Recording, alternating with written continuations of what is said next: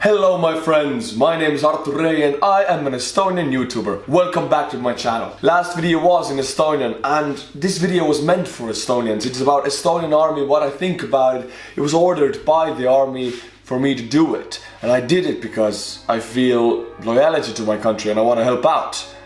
And you guys freaked out, what the hell? What is this language? I don't understand it. Switch back to English. Well, fine. I'm speaking English. My voice is a bit sore because I've been performing the last 4 days. I'm a musician, if you didn't know.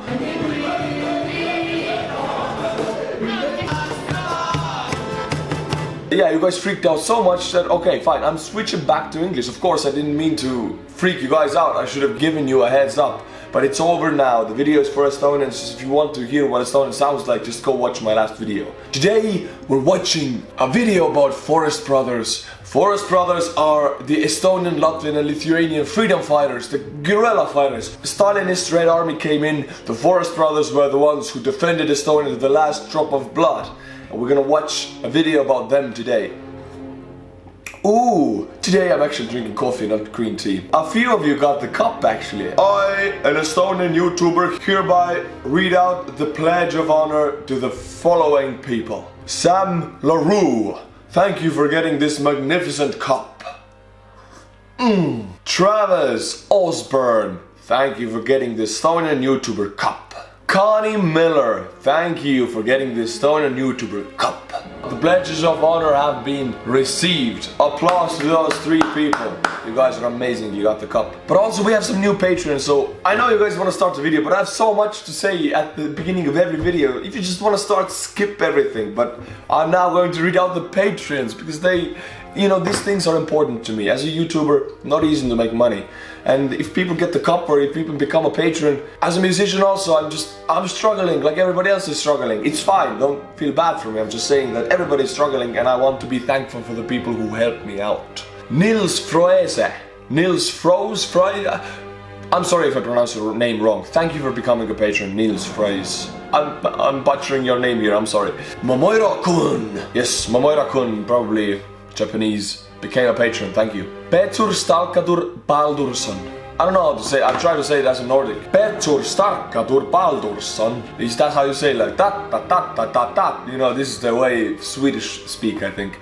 But you're obviously Nordic, so thank you. From one Viking to another. I appreciate it. Nav Pathak. Thank you very much. Now that sounds a bit, I don't know, from Indonesia.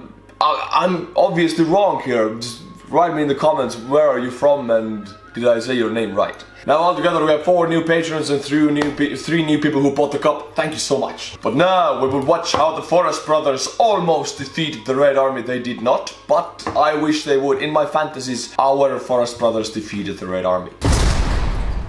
Cold War.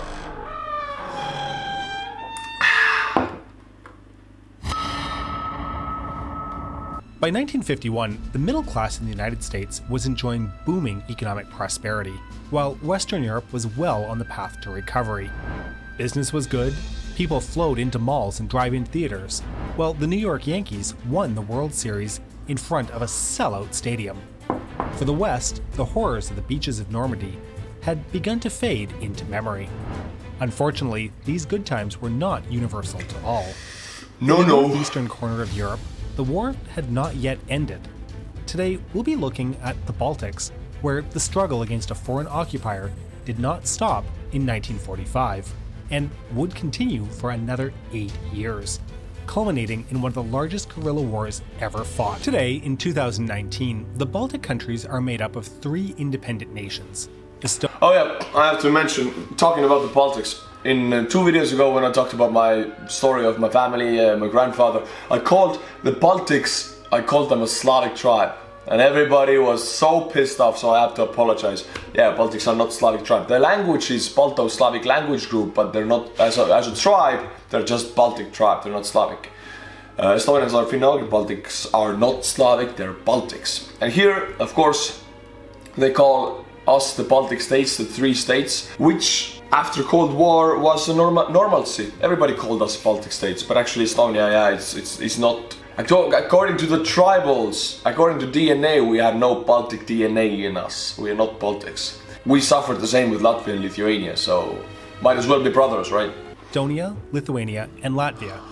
The region has always been culturally distinct from its neighbors. While Estonians are closely related to Finns, Lithuanians and Latvians share a unique cultural identity, speaking a pair of languages widely considered to be the oldest in Europe. Yeah, I heard that the Baltic languages were actually, some of them are died out, like Livonian. Livonian is Estonian actually, a Finno-Ugric language. Some of the Baltic tribes that have died out since the Crusade times, their languages have died out also, and they were one of the oldest languages in Europe. For centuries, the Baltic region was contested between various Germanic powers to the west and the imposing Russian Empire to the east. By the 18th century, the region had come under the control of the Russian Tsars. The occupation continued until the end of the First World War, when the three Baltic nations took advantage of a collapsing Russian Empire to assert their independence. That's the Estonian parade in Tallinn. Blue, black and white for the first time in history, publicly displayed as a flag of an independent country. Yes, I wish I could have been there. I was born in the wrong time. Damn it. Against both the German Empire and a nascent Bolshevik state, all with the support of the Allied powers of Europe. Manifest Eestimaa rahvastele. Now this is an old Estonian actually. We don't have W in our alphabet anymore. In Estonian language we don't use W anymore. The font of it is like old Gothic German font. We don't use this font anymore. But I can read it, we all can read it. It's just like an old dialect. It's almost like you English people, English language, you read Shakespeare in an old English. You can understand it kinda, but it's weird, you know. This is the same. Nüüd on see aeg käes, it means now this time has begun. Freedom, the time of freedom. Oh, this is awesome. France and England. This freedom was short-lived, however, and in 1939, the infamous Molotov-Ribbentrop Pact between the Soviets and an emergent Nazi Germany divided Eastern Europe into new zones of influence. As a result, the Baltics were annexed by the Soviet Union in August of 1940 and reorganized into constituent republics within the Union. Of course, this pact didn't last, and in June of 1941, Operation Barbarossa saw the Nazis sweep into the Soviet Union, seizing large swaths of territory and occupying the Baltics in the process. Until 1944, the region would be under German domination.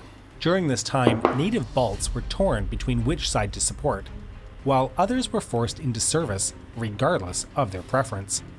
I mean, everybody was forced into service. If the Soviets were in our country, they forced all the men to join the Red Army, and let me tell you, we hated the Red Army.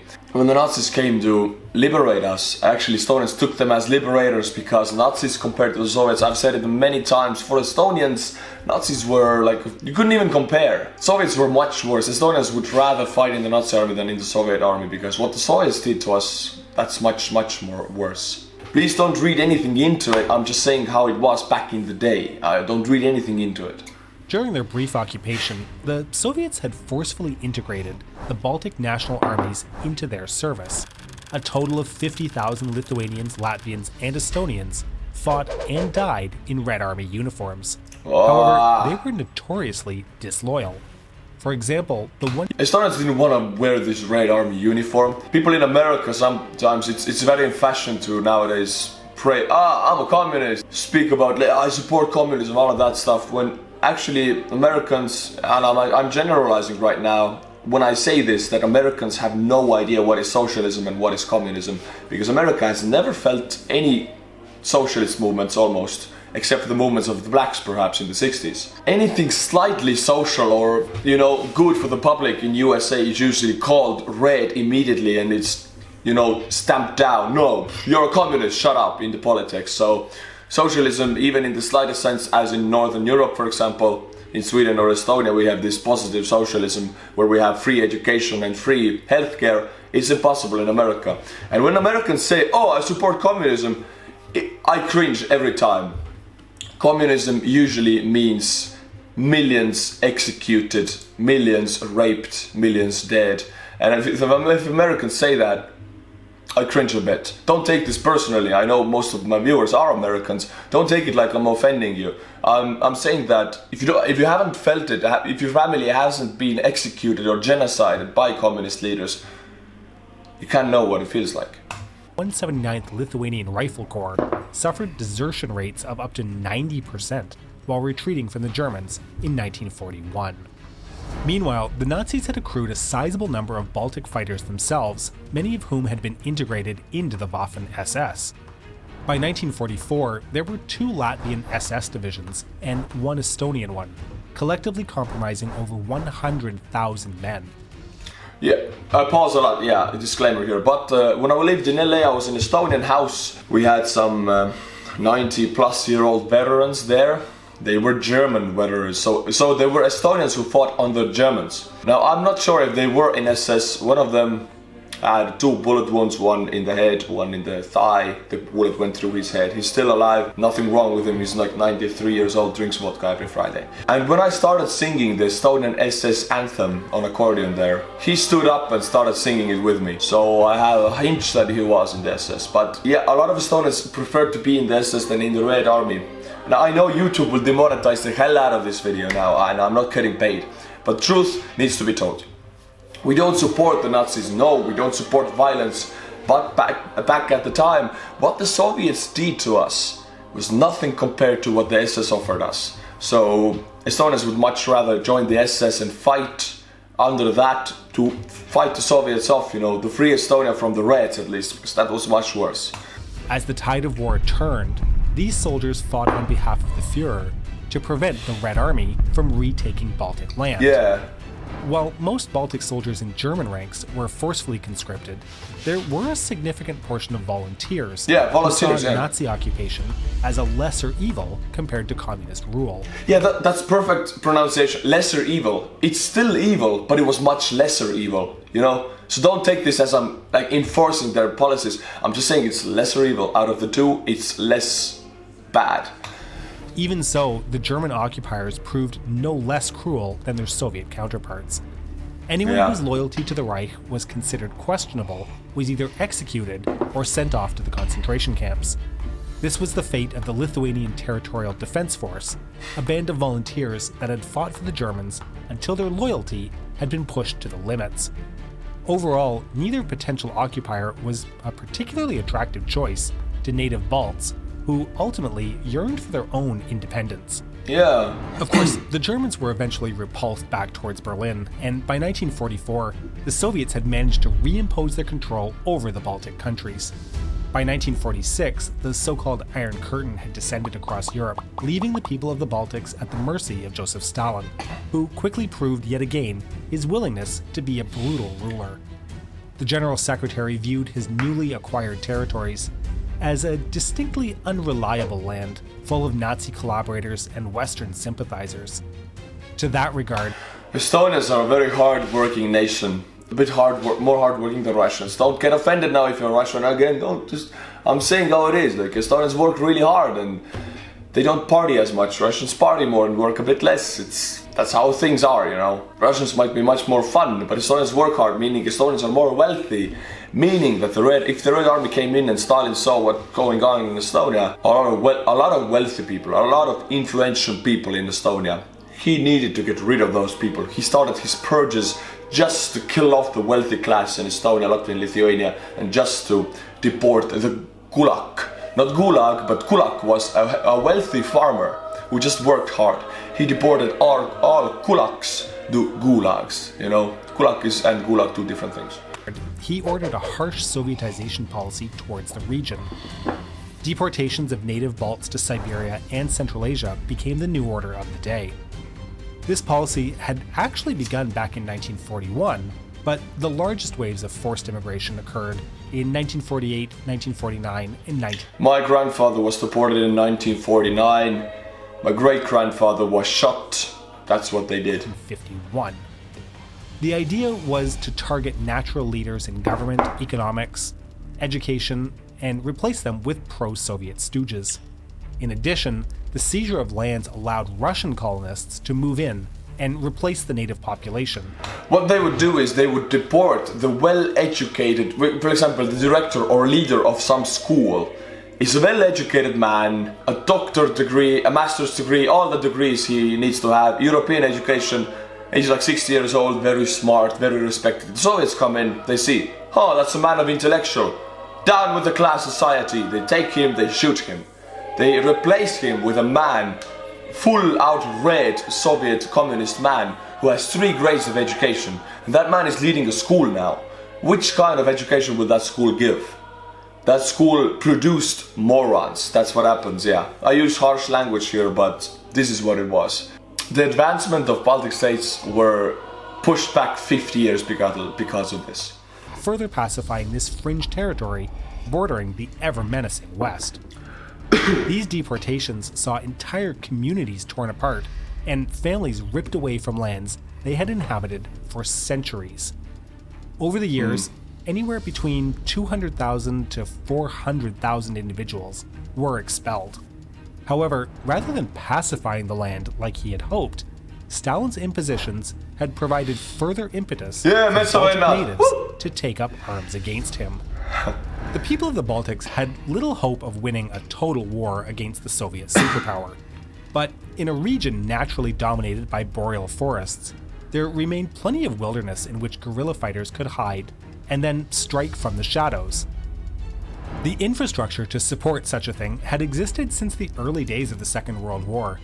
In Lithuania, many military-aged men had fled into their country's ample woodlands to avoid German conscription, and then they armed themselves with the weapons the Nazis left behind on their hasty retreat from the Red Army in 1944. Over time, what began as a hodgepodge of disparate fugitives evolved into a large and somewhat organized resistance front as more and more souls poured into the forests to take up arms against the Soviets. I mean, these were the people who did not accept that their country, their free country, is taken over by some red scum. So they went into the forest, they starved there, and they fought till their life was over. They just fought, they never gave up. Some of them fought for 20 years, 25 years, and then they shot themselves. They never gave up. Till the rest of their lives, Stalin could not get to them. So yeah, this is how hard the freedom is in us. These men had hope in their hearts as they had seen how Finland had managed to humiliate the Russians in the Winter War and sought to do now the same themselves. Eventually, these wilderness warriors became grouped together by the general public under a generic title, the Forest Brothers, with another 40,000 joining the struggle in Latvia and 30,000 in Estonia. Estonia has the smallest population out of those 3 Baltics, so we're the smallest one, so that's why. Either as secret collaborators or active fighters. Life as a Forest Brother was harsh.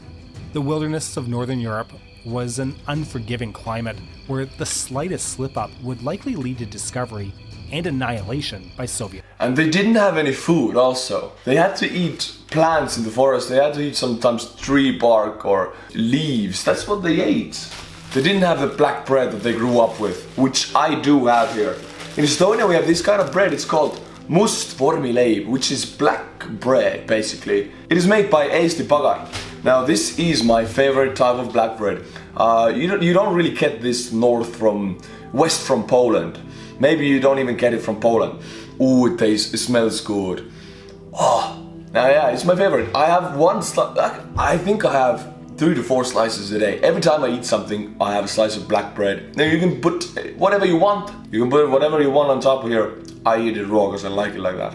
I heard somewhere that you guys in the West call it the sour bread. For us it's just black bread. But if I tasted that white bread in America, which was dry and white, then I understood, yeah, this is sour bread, because the white bread in America was not sour at all. I can vouch for this black bread. If you come to Estonia, buy must vormileib by Eesti pagan, one of the best ones. Forces. The partisans lived mainly in underground bunkers, which could range from squalid foxholes to multi-layered complexes. Supplies were a constant problem.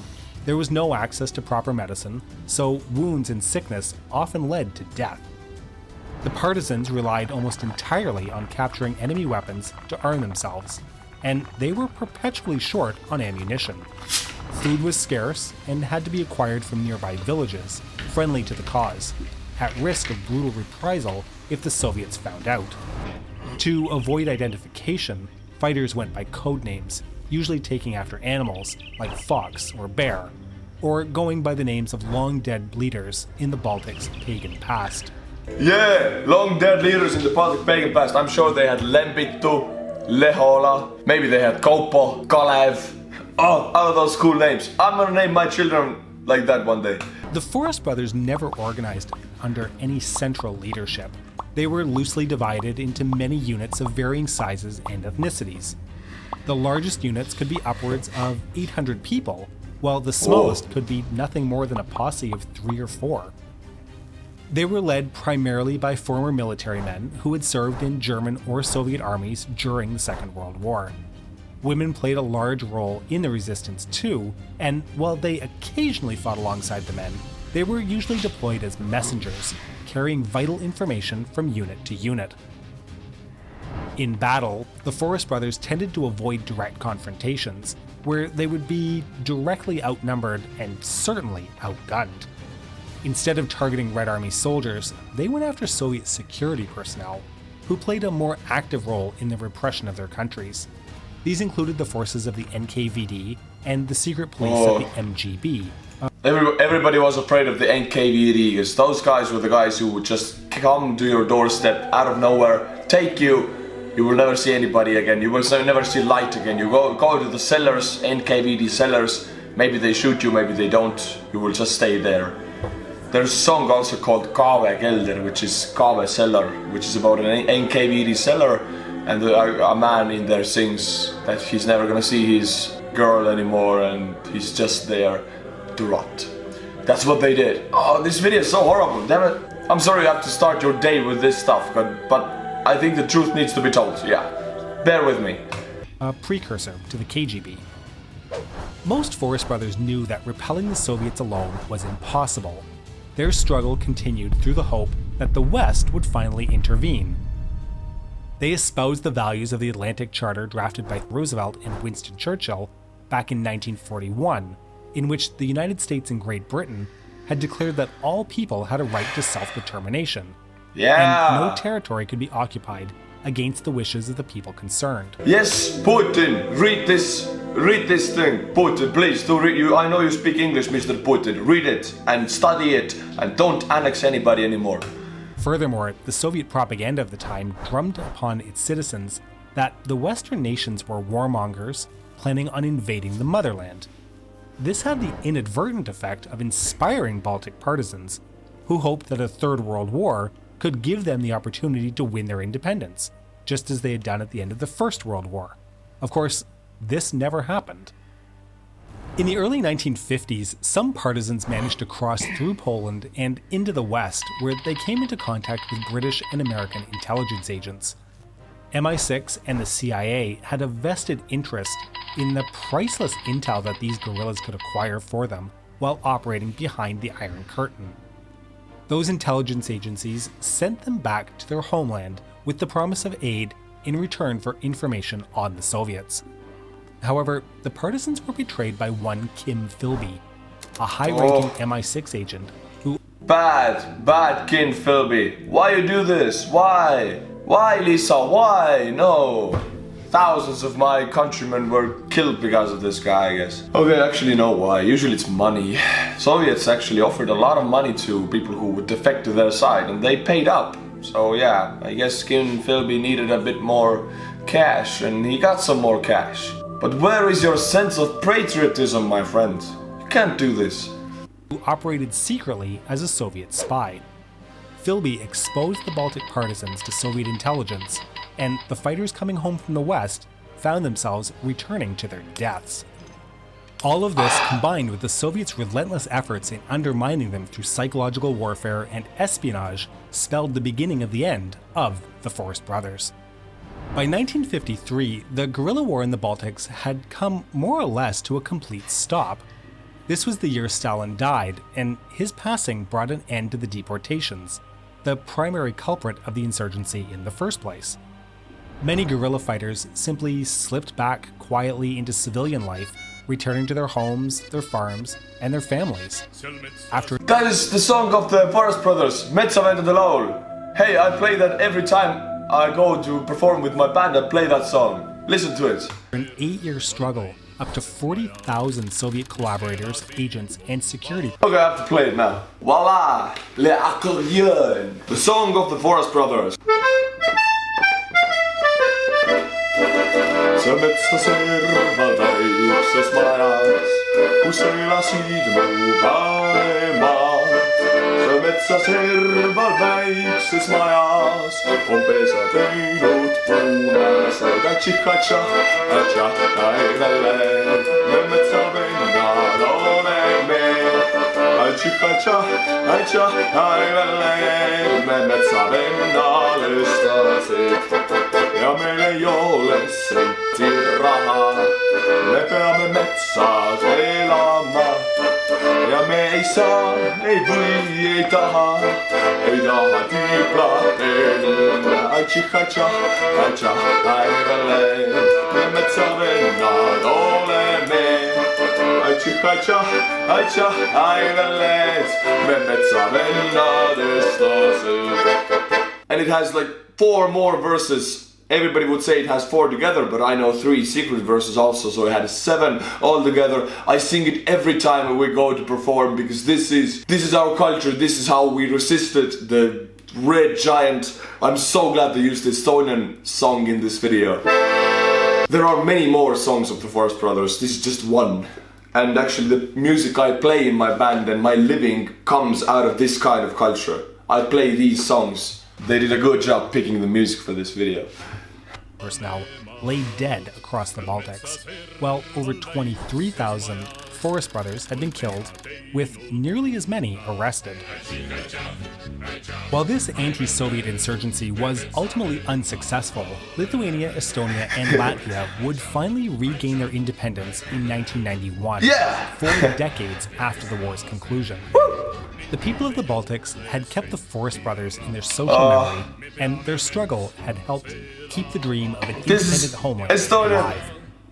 We hope you've enjoyed today's topic, and to make sure you don't miss these future episodes, please make sure you're subscribed to our channel and to press the bell button. The Cold War channel has done an amazing job on this. I would say nothing is wrong. Yeah, nothing to debunk, nothing to say.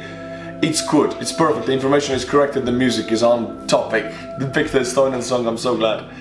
This is so close to home. Thank you for bearing this through this video. I know it's not an easy thing to watch as a light entertainment. This is very dark and very deep actually, so I hope I could make it a little bit more lighter for you. This is very close to me, close to home, so I feel obliged to react to these videos, to get it out there, because no one really knows about this stuff.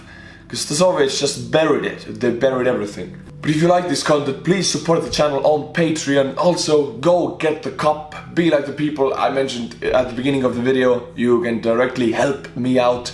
Thank you. And as always, my friends, until my next video, stay cool and bye-bye.